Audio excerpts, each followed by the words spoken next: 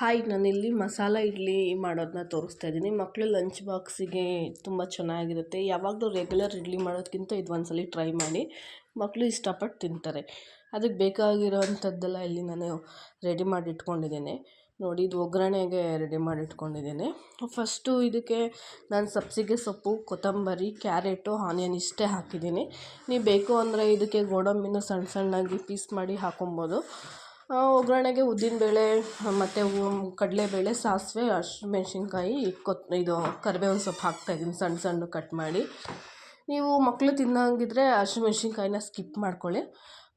Otherwise ಗೋಡಂಬಿನೂ ಕೂಡ ಚೂರು ಮಾಡಿ ಹಾಕೊಬೋದು ಇದಕ್ಕೆ. ಮತ್ತು ಕ್ಯಾರೆಟ್ ತರಕಾರಿ ಹಾಕೋದ್ರಿಂದ ಮಾಮೂಲಿ ನೌಕಲ್ ಕೂಡ ಹಾಕ್ಬೋದು, ತುಂಬ ಚೆನ್ನಾಗಿರುತ್ತೆ. ಈಗ ಎಣ್ಣೆ ಹಾಕಾದ್ಮೇಲೆ ಸಾಸಿವೆ, ಕರಿಬೇವಿನ ಸೊಪ್ಪು ಎಲ್ಲ ಒಗ್ಗರಣೆಯಲ್ಲಿ ಇದು ಚಟಪಟ ಅಂತ ಸಿಡಿಯೋವರೆಗೂ ಫುಲ್ಲು ಫ್ರೈ ಮಾಡ್ಕೊಳ್ಳಿ.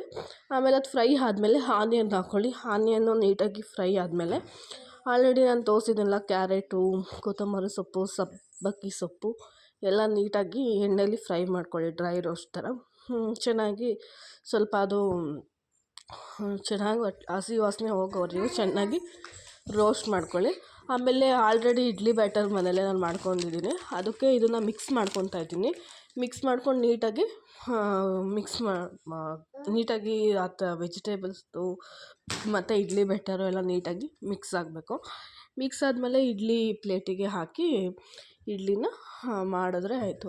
ಮಕ್ಕಳು ಯಾವಾಗಲೂ ಇಡ್ಲಿ ಅಂತ ಬೇಜಾರು ಮಾಡ್ಕೊಳ್ಳೋರಿಗೆ, ಮತ್ತು ತರಕಾರಿ ತಿನ್ನಲ್ಲ ಕೆಲವೊಂದು ಮಕ್ಳುಗಳು, ಅಂಥವ್ರಿಗೆ ಈ ರೀತಿ ಎಲ್ಲ ಮಾಡಿಕೊಟ್ರೆ ಆಯಿತು. ಇಡ್ಲಿ ಪ್ಲೇಟಿಗೆ ತುಪ್ಪ ಸವರಿ, ಇಲ್ಲಾಂದರೆ ಲಿಕ್ವಿಡ್ ಎಣ್ಣೆ ಆ ಥರ ಎಲ್ಲ ಸವರಿ ಒಂದು ಗೋಡಂಬಿ ಹಾಕಿ ಮತ್ತೆ ಸ್ಟೀಮ್ ಮಾಡಿದ್ರೆ ಇಡ್ಲಿ ರೆಡಿ ಆಗುತ್ತೆ.